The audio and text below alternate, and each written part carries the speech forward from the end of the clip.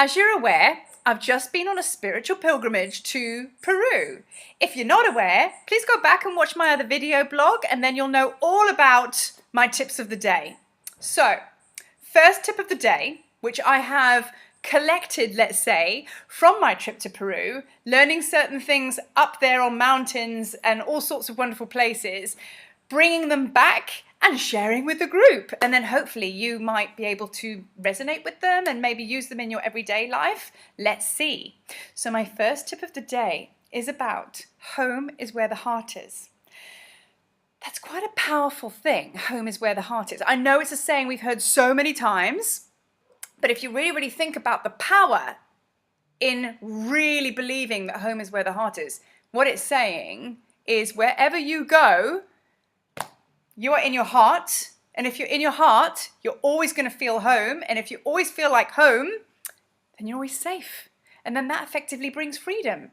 So that's why that saying is so powerful. But I would say the majority of us ain't there at all, which is why we're so attached to everything. I know I wasn't. I'm still working on it, but it's more of a thing for me. I'm more in my heart and I'm more at home now here than I am here in this house or anywhere else.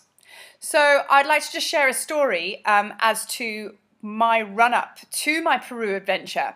Prior to going, I was in so much fear. As I said in my previous post, I sign up for these trips. It's all good in the hood 8 months prior, and I've got no fear because it's easy breezy because all I have to do is sign up. And then just before I go, I start freaking out. I start to get extreme fear, anxiety. Don't want to leave my home. Don't want to leave my husband. Don't want to leave my kids. Don't want to leave my animals or my life. Massive, huge attachment. Massive attachment. And quite frankly, this time round, prior to this trip, I could see what I was doing, and I'm absolutely sick to death of me, of the way I go on these trips. I mean, it's a whole lot of money, it's a whole lot of time, and it's a whole lot of effort. You know, it's a big thing. It should be enjoyable. I mean, like, why not? But I go through it so traumatically, and my mindset is, let's just get through this trip, and then when I get back, we can get back to normal. Well, why bother? Why invest all of those elements if that's the way I'm going to behave with these, quite frankly, gifted trips? So that was where I was before I went away. So I was lucky enough, again, to have the opportunity to go and do plant medicine. I worked with ayahuasca and I worked with San Pedro with two amazing beings, Mac and Soraya. Very important people in my life, very, very, very good at what they do. And I worked with them before I went to Peru. I'll also put their information in this post so you can obviously connect with them as well. Anyway, I went and did the plant medicine, and what actually came up in a long story short was eventually we arrived at this fear. And I think on the second last day of doing the medicine, I was like, I don't want to go. I'm not going to Peru. Don't want to do it. Did one more medicine, and then that was the clicking in.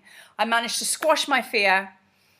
Soraya, I remember she looked at me and said, now you're ready to go to Peru. And I was, and there was absolutely no fear, none of the anxiousness flying to Peru. It was done. So with that being said, in that moment, home definitely became in my heart because I was able to go away and able to let go of the fact that I was leaving my family. There was no trauma. In fact, I was actually quite excited. So there was this understanding of like home is where the heart is. So there I was going through my trip, not fearful that I was on 4 different planes, going to South America on my own because I was home. So this is a really, really powerful thing because when you feel at home and you feel safe, you are connected to everything you trust.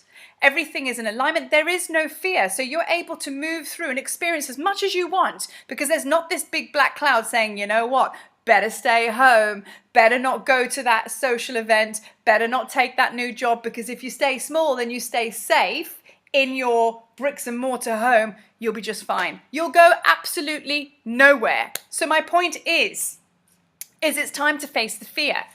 And previous post speaks about comfort zone. That's where fear lives. In fact, it lives number 4 on Fearville Avenue. That's where you'll find it. In the uncomfortable zone estate.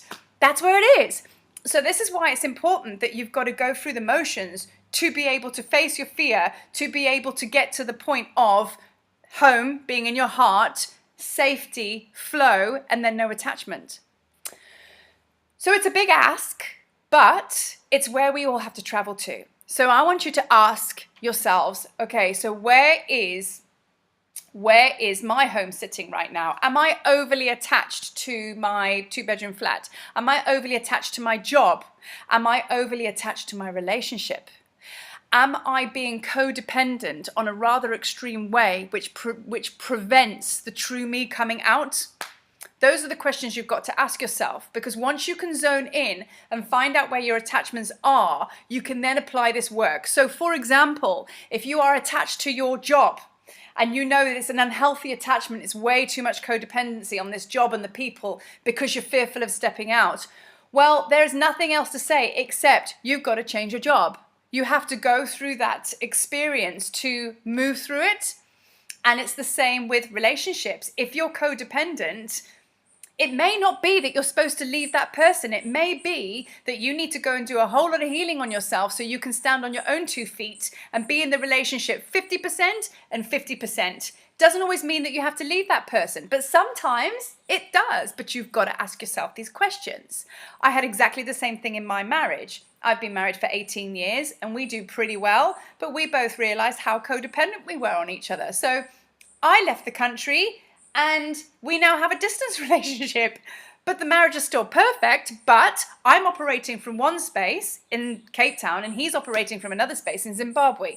That's not going to last forever. However, those changes that we made through various circumstances have allowed us to come into our power. I'm in my power, he's now in his power, and we're about to come back together again. So there's lots of different ways that this codependency can happen. And this is why you have to figure out how to get home. This is home. So I'll leave you with that tip. Deep stuff, huh? Deep stuff for a Friday. Peace.